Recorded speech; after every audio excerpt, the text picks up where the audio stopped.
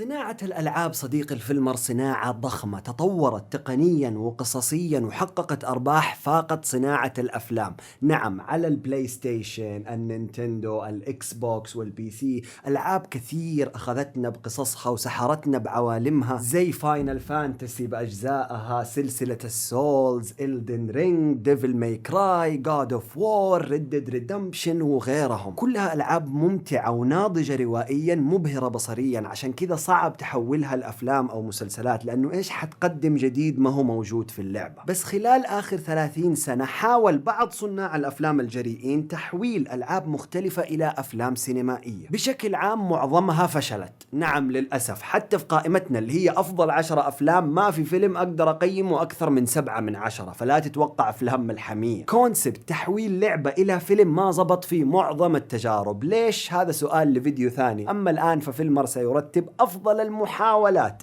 اللي حاولت إنها تجيب لعبة ناجحة وتعمل منها فيلم. فلتس جو.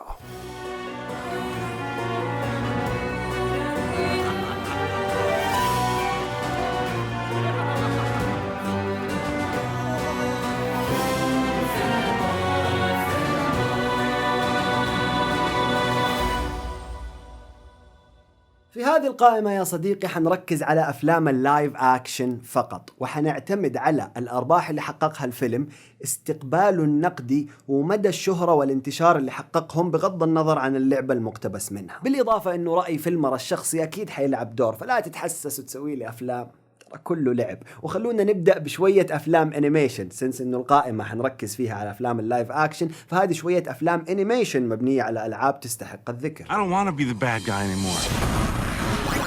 ريكيت رالف، الشخصية الشهيرة من لعبة الأركيد المعروفة فيكسيت فليكس، طلعنا منها بفيلمين ممتع.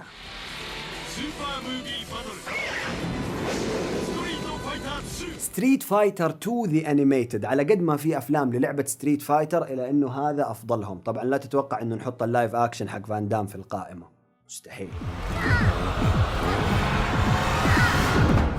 Angry Birds، لعبة الجوال الشهيرة، عملوا منها فيلمين لطيفة ناجحة تجاريا. وأخيرا ما بين أفلام الأنيميشن الكثيرة اللي اتعملت للعبة فاينل فانتسي، Advent Children 2005 كان أفضلهم. وبكذا نكون خلصنا من الأنيميشن، وخليني أعطيك 4 أفلام شرفية لايف أكشن ما استحقت أنها تدخل القائمة.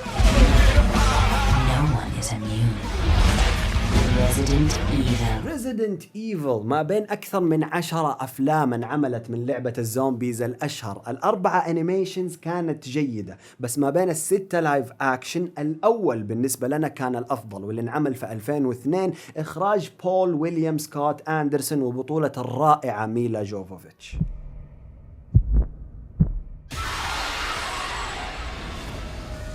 سايلنت هيل، اللعبة اللي أرعبت جيل بأكمله. فيلمها الأول في 2006 كان جيد، الثاني في 2012 مش ولا بد.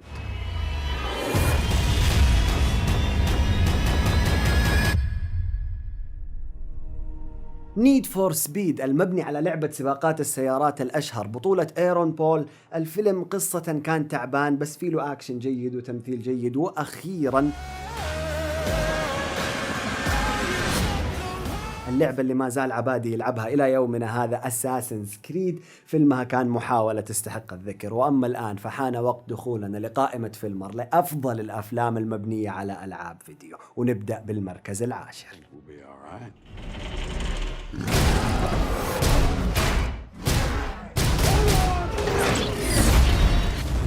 Just thinking the only thing that's missing right now is a giant crocodile. رامبيج، لعبة من شركة ميدواي، تلعب فيها انت ببشر يتحولوا لوحوش عملاقة وتفجر سيارات ومباني ومدن بهبل. الفيلم قدم نفس الهبل، حيوانات ومخلوقات ضخمة، وذا روك دواين جونسون معاهم بقصة عادية تشبه باقي أفلامه. الفيلم حقق أرباح ممتازة وتقدر تستمتع فيه بالمؤثرات البصرية. How you could have found such a treasure.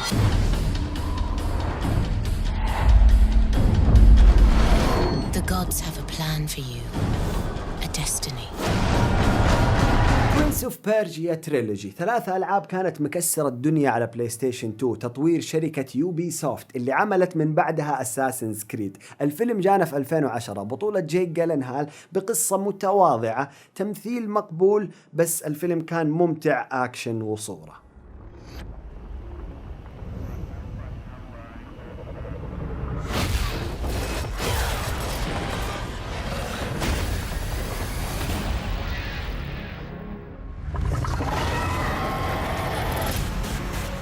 مونستر هانتر، لعبة كاب كوم الشهيرة، حولوها مخرج وبطلة ريزيدنت ايفل ما غيرهم إلى فيلم ما حدا انتبه له وسط كورونا. مؤثرات بصرية جيدة وأكشن جيد، والقصة مبلوعة إلى أنه في لخبطة شوية في الإديتنج وقرارات إخراجية غريبة، إلى أنه ما زال يستحق المشاهدة. But something is coming. I can feel it. Whatever you plan to do, do it now!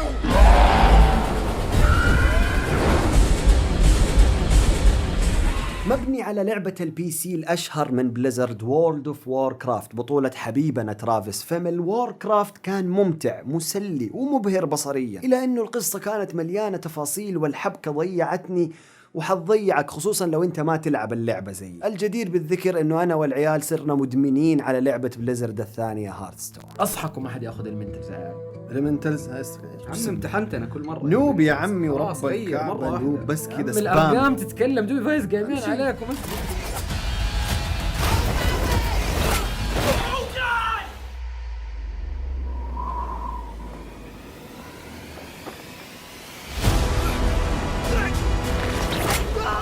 أنشارتد، لعبة سوني الشهيرة، صارت فيلم وخرج لنا هذه السنة، بطولة توم هولاند ومارك وولبرغ، والصراحة كنت متوقع أسوأ. يعني الفيلم ما أبو شيء، بلعته. تمثيليا كان جيد، القصة كانت جيدة إلى حد ما، إلى أنه في علة كل أفلام السوبر هيروز اللي هو ما تقدر تاخذه بجدية وما تشعر بالخطر على الأبطال. What's your name? Laura. Surname? Croft. من 1996 ومغامرات لارا كروفت توم برايدر ماخذة وقتنا على البلاي ستيشن. في 2001 نزل الفيلم المعروف والناجح من بطولة أنجلينا جولي، وبعده بسنتين نزل السيكول بس كان مشي حالك، وهناك وقف الفرانشايز، إلى أن عاد في 2018 بممثلة جديدة وقصة مرتبة واقعية. الفيلم بشكل عام مسلي ويستحق المشاهدة. I am Sub-Zero.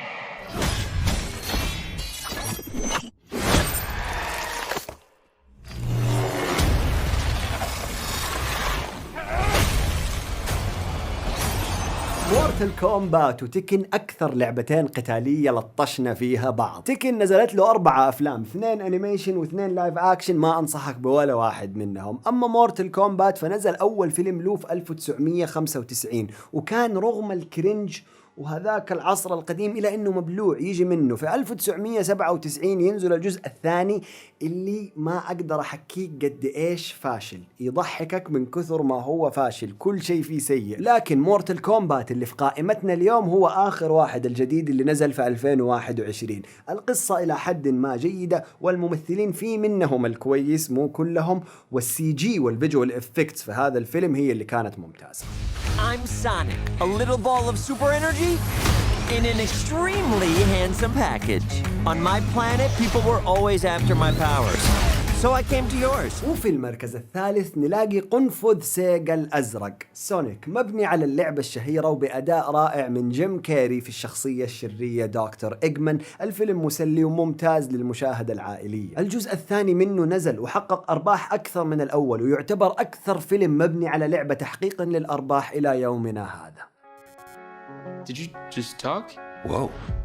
Did you just understand me? Oh my God! You can understand me! Stop! I've been so lonely! They try to talk to me all the time. All they hear is Pika Pika. You can hear him, right? أنا تفاجأت لما عرفت إنه بوكيمون كانت لعبة نينتندو على الجيم بوي قبل ما تصير الأنمي المشهور والألعاب والأفلام المختلفة. وفيلمنا اليوم من لعبة بوكيمون اسمه ديتكتيف بيكاتشو بأداء صوتي ممتع من رايان رينولدز. الفيلم مسلي جدا وحقق أرباح خيالية. Well, the roads are effed, and something's wrong with the generator. Which generator? All of them. Can't get on the internet! Also, there's a dead body under your porch. وفي المركز الأول معانا لعبة مبنية على لعبة هي أصلاً ما هي لعبة فيديو، هي لعبة استنتاج جماعية اسمها مافيا أو وير وولف. لعبة يجتمع فيها جروب من الناس يلعبوا مع بعض، يتحدد واحد منهم كمستذئب وبعدين يحاول الآخرين يكتشفوا مين هو المستذئب ما بينهم. اللعبة صارت على الفي آر عام 2016 واستقبل نقدياً بشكل ممتاز. الفيلم مسلي جداً واستحق يكون رقم 1 في قائمتنا لأفضل الأفلام المبنية على ألعاب. Who is packing? Well, we're having a good old-fashioned sleepover. With guns, though. With guns, yes. ختاما يا صديقي، قل لي انت ايش افضل فيلم مبني على لعبة عندك تحت في التعليقات، وايش في العاب تتمنى انك تشوفها في افلام، ولو مهتم تشوف قائمة من فيلمر بأسوأ الافلام المبنية على العاب قل لي في التعليقات، والله سهلة، يمكن اسهل من هذه القائمة حتكون. سبسكرايب يسهل تواصلنا، لايك لو عجبكم الفيديو، ودائما كونوا في المرس.